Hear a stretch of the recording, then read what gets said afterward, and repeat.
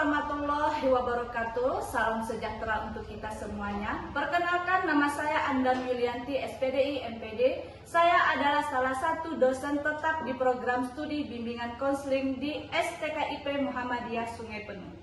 Sebagai seorang dosen di perguruan tinggi Muhammadiyah, tentunya melaksanakan catur dharma perguruan tinggi, salah satunya adalah pengajaran. Adapun pengajaran yang saya laksanakan merupakan salah satu mata kuliah yang saya ampu, yaitu perkembangan peserta didik.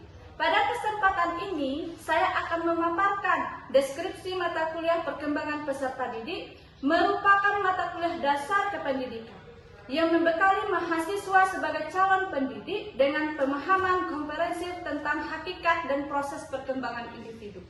Kajian meliputi konsep dasar perkembangan, prinsip-prinsip perkembangan, teori-teori perkembangan, serta karakteristik perkembangan pada setiap rentang kehidupan ditinjau dari aspek fisik, kognitif, bahasa, sosio-emosional, dan moral. Selain itu, juga membahas faktor yang mempengaruhi perkembangan, tugas-tugas perkembangan, serta problematika perkembangan yang sering muncul dalam konteks pendidikan, sehingga mahasiswa mampu memahami dan menyikapi keragaman peserta didik secara tepat dan empatik. Saya menerapkan sistem pengajaran DIA, Delivery Interaction Assessment, untuk pembelajaran yang efektif. Delivery penyampaian materi, bagaimana mahasiswa mampu menerima dengan baik materi yang saya berikan. Materi yang saya berikan ini mengacu pada capaian pembelajaran lulusan CPL. Dari CPL menurunkan 4 CPMK dan turun lagi menjadi 4 sub CPMK yang dijabarkan dalam 14 kali pertemuan di luar ujian tengah dan akhir semester. Capaian mata kuliah perkembangan peserta didik terdiri dari beberapa aspek, yaitu aspek sikap, pengetahuan, keterampilan umum, dan keterampilan khusus. CPL 1, mahasiswa mampu menguasai konsep teoritis tentang hakikat, prinsip, dan tahap perkembangan individu serta implikasinya dalam pendidikan. CPL 2, mahasiswa mampu mengaplikasikan pemahaman tentang karakteristik peserta didik dalam rancangan strategi pembelajaran yang sesuai. CPL 3, mahasiswa mampu mengidentifikasi dan memberikan respon yang tepat terhadap kebutuhan dan permasalahan perkembangan peserta didik. CPL 4, mahasiswa mampu memiliki sikap empatik, apresiatif, dan peduli terhadap keragaman karakteristik dan latar belakang peserta didik. CPMK 1, mahasiswa mampu menjelaskan konsep dasar, prinsip, dan teori-teori perkembangan peserta didik. CPMK 2, mahasiswa mampu menganalisis karakteristik perkembangan peserta didik pada aspek fisik, kognitif, bahasa, sosio-emosional, dan moral. CPMK 3, mahasiswa mampu mengidentifikasi tugas-tugas perkembangan dan problematika yang dihadapi peserta didik. CPMK 4, mahasiswa mampu menunjukkan sikap empatik dan peduli terhadap perbedaan individual dan kebutuhan khusus peserta didik. Sub CPMK 1, mengidentifikasi pengertian, prinsip, hukum, dan faktor-faktor yang mempengaruhi perkembangan peserta didik. Sub CPMK 2, membandingkan teori-teori utama perkembangan dan relevansinya dengan pendidikan. Sub CPMK 3, menganalisis karakteristik perkembangan pada masa prenatal, bayi, kanak-kanak, remaja, dan dewasa. Sub CPMK 4, menyusun laporan observasi atau studi kasus sederhana tentang perkembangan peserta didik di lingkungan sekolah. Untuk referensi berbagai materi pada sub CPMK mata kuliah ini, saya menyediakan beberapa referensi. Namun, saya juga mengarahkan kepada mahasiswa untuk dapat mencari referensi lain yang relevan dengan pembahasan dalam mata kuliah perkembangan peserta didik ini. Setelah delivery, maka tahap selanjutnya adalah interaksi, yaitu interaksi antara mahasiswa dengan dosen maupun mahasiswa dengan mahasiswa untuk mencapai capaian pembelajaran. Pembelajaran dalam mata kuliah perkembangan peserta didik ini dirancang dengan pendekatan student-centered learning yang menempatkan mahasiswa sebagai subjek aktif aktif dalam proses pembelajaran. Melalui metode ini, mahasiswa diajak untuk mengkonstruksi pengetahuan secara mandiri melalui eksplorasi, diskusi, dan refleksi kritis. Fokus pembelajaran tidak hanya menjelaskan konsep perbedaan individual dan multiple intelijensi, tetapi juga implikasinya dalam merancang pembelajaran yang berpihak pada peserta didik. Sistem STL dalam pembelajaran saya terdiri dari interaktif, yaitu dosen memaparkan materi di dalam kelas dan menyisipkan pertanyaan kepada mahasiswa serta meminta pendapat mahasiswa. Kemudian, yang kedua adalah diskusi. Dengan metode diskusi ini, pembelajaran betul-betul melibatkan antar kelompok mahasiswa atau kelompok mahasiswa dengan pengajar untuk menganalisis studi kasus tertentu yang berkaitan dengan materi perkembangan peserta didik yang sedang dibahas. Yang ketiga, metode berbentuk pemberian tugas kepada mahasiswa seperti tugas membaca, kemudian membuat ringkasan. Tahapan selanjutnya adalah asesmen. Asesmen yang saya gunakan adalah proses penilaian untuk mengukur penilaian mahasiswa secara objektif dalam mahasiswa memahami perkuliahan. Indikator penilaian yang saya gunakan terdiri dari beberapa bagian. Yang pertama, kehadiran mahasiswa dengan bobot 10%, tugas dengan bobot 10%, kuis dengan bobot 10%, keaktifan dalam forum atau diskusi dengan bobot 10%, kemudian untuk ujian tengah semester dan ujian akhir semester masing-masing 30%. Hasil akhir asesmen yang saya lakukan dengan harapan mahasiswa dapat mengetahui proses penilaian yang saya lakukan secara transparan dan objektif. Dengan pendekatan DIA, pembelajaran menjadi lebih terstruktur, interaktif, dan mendalam. Selanjutnya, saya akan menampilkan proses pembelajaran di kelas. Selamat menyaksikan. Baik, Assalamualaikum warahmatullahi wabarakatuh. Waalaikumsalam.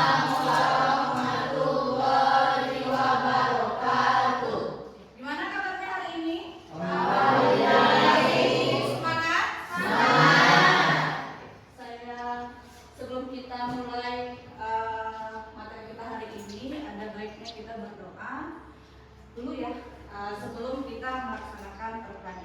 Berdoa, mulai.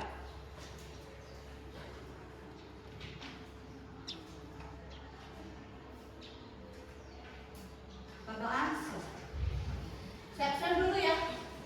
Iya, Bu. Siapa yang tidak hadir hari ini? Wilda.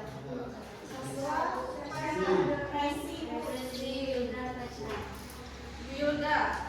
Ya, apa keterangannya kedua? Resi sakit.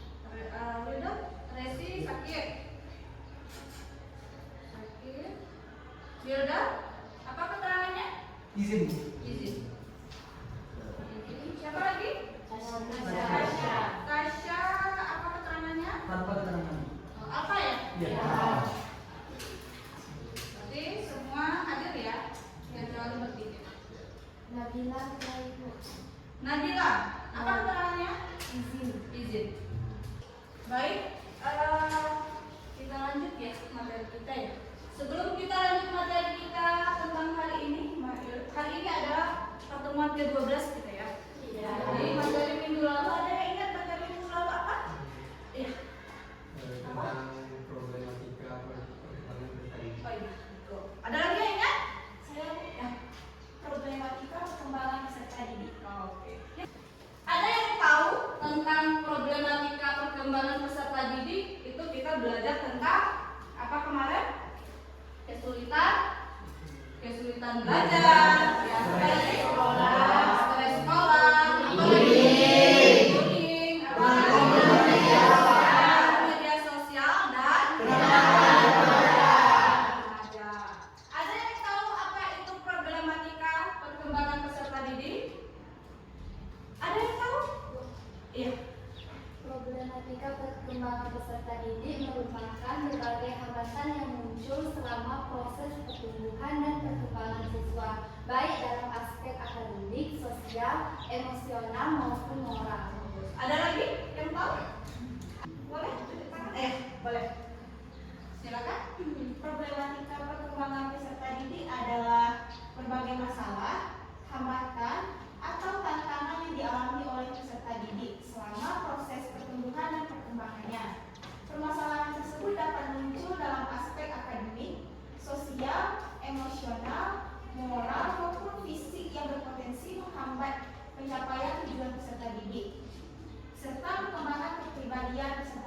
secara optimal. Oke, beri tepuk tangan.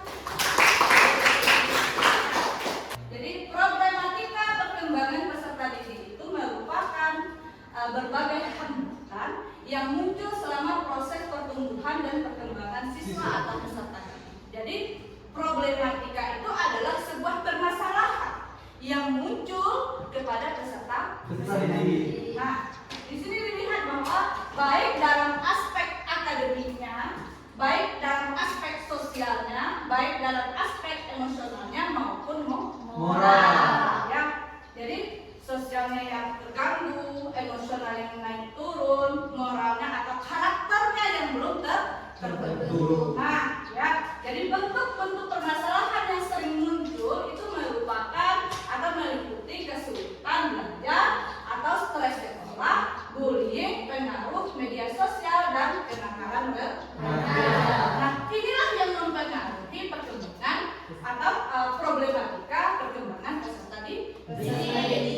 Nah, jadi kita sebagai calon pendidik itu kita harus tahu bahwa anak itu kepintaran itu tidak sama. Ada yang rendah, ada yang tinggi, ada yang sedang. Ya, jadi tidak bisa kita samaratakan sama halnya kita di dalam kelas ini.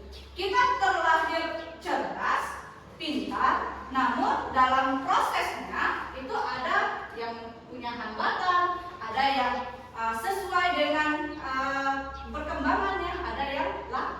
Nah, makanya dia dikatakan bahwa ada kesulitan dalam proses pembelajaran. Lalu kita masuk ke materi kita saat ini, ya, di materi pertemuan ke-12 yang mana membahas tentang kajian perbedaan individual dan implikasinya dalam pembelajaran, yaitu yang kita bahas itu ada gaya belajar, multiple intelligence, kebutuhan khusus, pendekatan dan diferensiasi.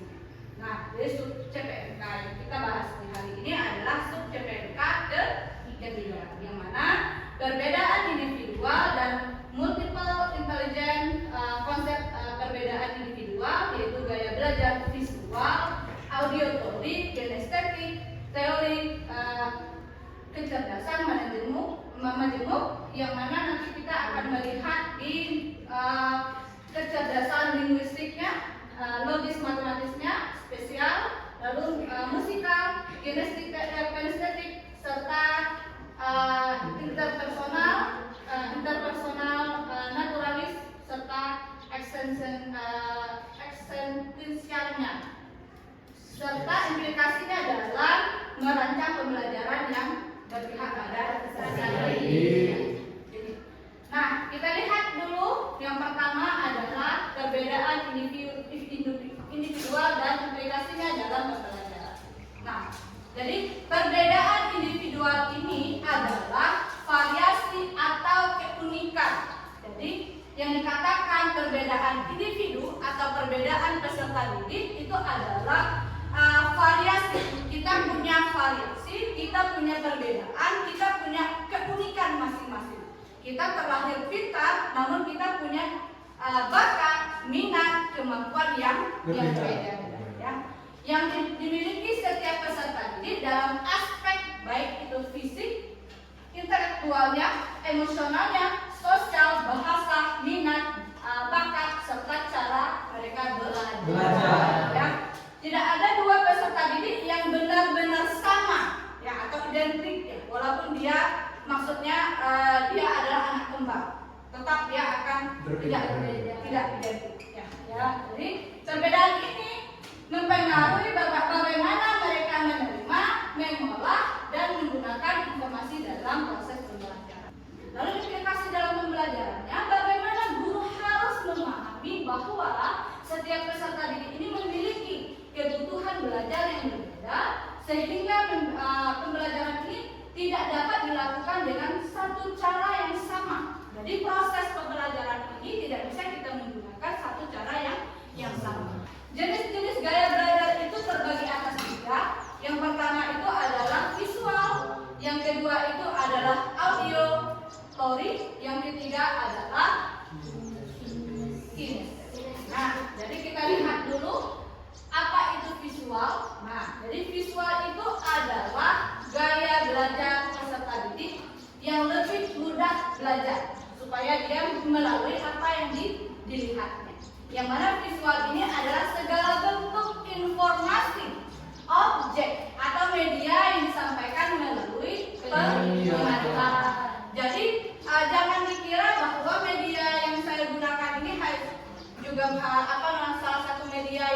ya yang hanya bisa digunakan tidak, tapi linguist saya juga sebagai media. Ya, maksudnya itu adalah saya yang bergerak-gerak seperti ini, ya, tangan saya yang bergerak, mata saya yang bergerak, itu juga sebagai media dalam proses pembelajaran. Karakternya itu adalah atau karakteristiknya itu adalah menyukai gambar, diagram, grafik, dan meta konsep. Lalu yang kedua itu mudah memahami informasi yang disajikan secara visual. Yang ketiga itu adalah senang membaca dan mencatat. Ya. Lalu strategi pembelajaran itu menggunakan media gambar dan video atau membuat mind mapping, ya. Nah, mind map yang mana apa namanya kepalanya tengah-tengah, ya, seperti jaring laba-laba. Nah, itu. Lalu yang ketiga itu menampilkan presentasi yang menarik. Lalu yang berikutnya itu adalah audio. Yang mana auditory ini adalah segala sesuatu yang berkaitan dengan pendengaran atau kemampuan menerima dan mengolah informasi melalui suara. Yang mana auditory ini merujuk pada proses menangkap, memahami, dan meningkatkan informasi yang benar. Jadi karena peserta didik ini lebih mudah belajar melalui pendengaran. Lalu karakteristiknya itu senang mendengarkan penjelasan, lalu mudah mengingat informasi yang didengar, lalu suka berdiskusi dan bertanya. Lalu strategi pembelajarannya itu adalah ceramah, interaktif, diskusi kelompok, proyek atau rekaman audio. Lalu yang ketiga itu adalah kinestetik, yang mana kinestetik ini adalah peserta didik belajar lebih efektif melalui aktivitas fisik dan pengalaman langsung. Jadi karakteristiknya itu senang praktik, ya, eksperimen, sulit duduk diam dalam waktu lama, ya, belajar melalui gerakan dan sentuhan. Yang mana strategi pembelajarannya itu adalah praktikum, ya, atau proyek yang bisa kita gunakan, lalu simulasi dan permainan edukatif serta kegiatan proyek, ya. Implikasi gaya belajar dalam pembelajaran, yang mana guru perlu, ya, menggunakan berbagai metode pengajaran. Jadi gaya atau metode, strategi, teknik, pendekatan, model serta kebantuan media pembelajaran yang beragam.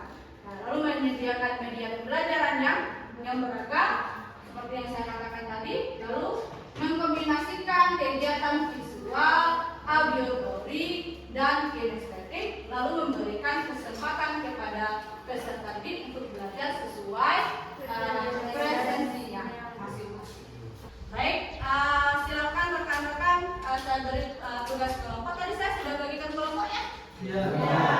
Oke. Silakan rekan-rekan pindah ke kelompoknya masing-masing, kelompok 1, 2, dan 3. Bikin bulat aja. Ada pertanyaan sebelum kita lanjut dengan tugas kelompok kita? Tidak. Ada? Pas? Ya. Boleh buat lingkaran 3. 1. Kelompok 1 di sini, kelompok 2 di sini, kelompok 3 di sini. Oke, sudah masuk ke kelompoknya masing-masing kan? Tadi sudah saya bagikan kelompoknya. Jadi ada kelompok 1, 2, 3. Kata kelapannya ada di bawah? Ada. Spidolnya? Ada.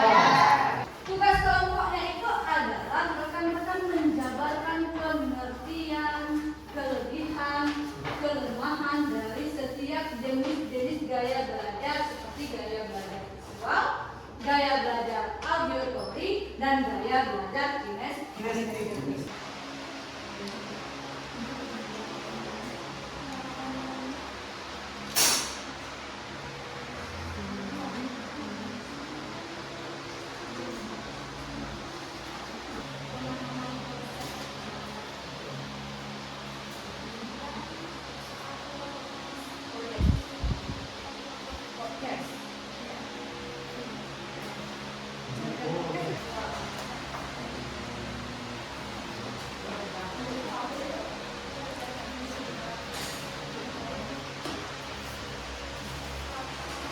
biaya ini ya mengeluarkan biaya yang lebih banyak. Oke, tadi rekan-rekan sudah melaksanakan kegiatan kelompok. Nah, jadi kita ambil salah satu dari teman-temannya mewakili kelompoknya untuk mempresentasikan hasil dari kelompoknya. Ya, kelompok satu siapa? Iya, boleh silakan.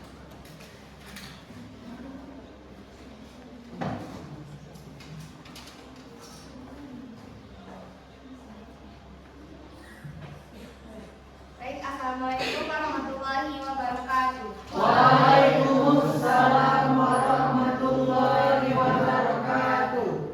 Baik, di sini kami dari kelompok 1 akan menyampaikan hasil diskusi kami tentang gaya pembelajaran, yaitu yang kami ambil adalah gaya pembelajaran visual. Adapun pengertian visual itu sendiri adalah segala bentuk informasi, objek, ataupun media yang digunakan melalui penglihatan, seperti saya di depan ataupun dan gambar-gambar. Nah, seterusnya ada strategi pembelajaran. Kami ambil contohnya seperti mind mapping. Nah, kelebihan dari penggunaan mind mapping dalam pembelajaran yang pertama yaitu akan menarik perhatian siswa. Nah, misalkan ada mind mapping kan banyak tuh gambar-gambarnya, ada banyak warna-warnanya. Nah, dari situlah akan muncul perhatian dari siswanya kayak ih lucu. Selain dari kelebihan, ada juga kekurangannya. Yang pertama yaitu memerlukan pembuatan yang lebih lama, memerlukan tenaga, memerlukan konsepnya gimana, memerlukan tangan kita untuk menulis dan lain-lain. Berilah aplaus untuk kelompok.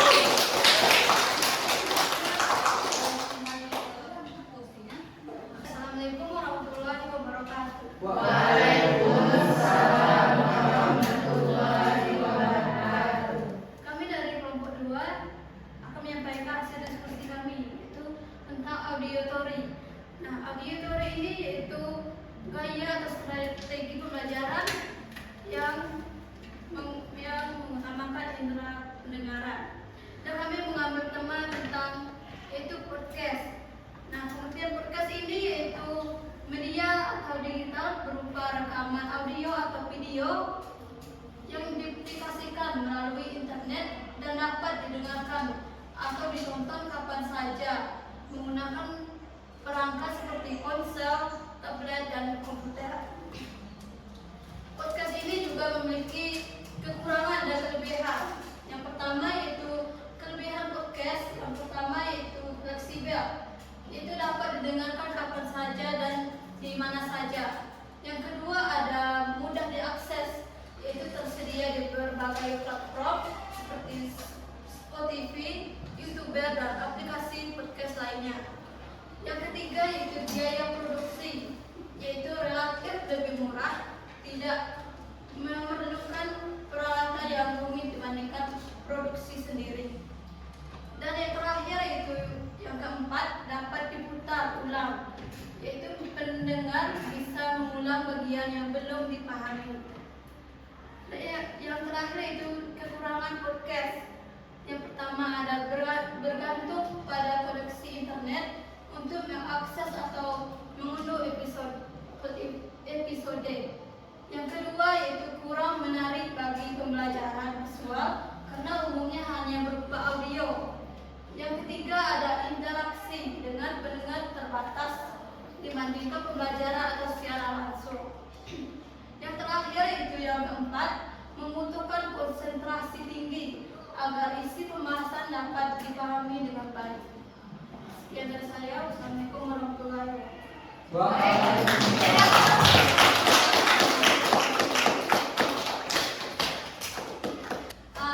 Yang kita bahas itu adalah tentang gaya belajar visual, auditory, dan kinestetik. Yang mana ini rekan-rekan mengambil contohnya salah satu dari gaya belajar dalam pembelajaran.